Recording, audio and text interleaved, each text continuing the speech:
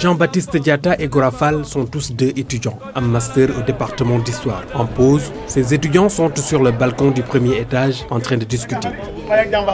Ils nous retracent l'histoire tragique des tirailleurs sénégalais froidement abattus par leurs frères d'armes, des troupes françaises. Nos anciens qui ont subi vraiment des choses qui avaient déstabilisé vraiment la société africaine à l'époque. Et ça nous rappelle également les colons qui avaient des intérêts ici et qui sont venus imposer quelques valeurs qu'ils avaient. Donc ici au Sénégal, en Afrique. Et le massacre de Thiaroye, c'est une manifestation vraiment des Africains. Les tirailleurs, pour faire leur réclamation, et les Occidentaux, une fois arrivés dans le camp de Thiaroye, ils ont massacré un nombre très important dans ces troupes militaires qui avaient battu et donné leur âme et leur conscience pour que la France sorte de cette domination. L'histoire de ce drame est certes enseignée au département d'histoire, mais elle n'a pas encore livré toute sa vérité. Ndiouga Benga, enseignant-chercheur en histoire contemporaine. L'enseignement de l'histoire des tirailleurs au département d'histoire, c'est un enseignement, c'est des recherches, des mémoires, des thèses. Récemment, une a été soutenue sur les tirailleurs d'Indochine et elle reste une question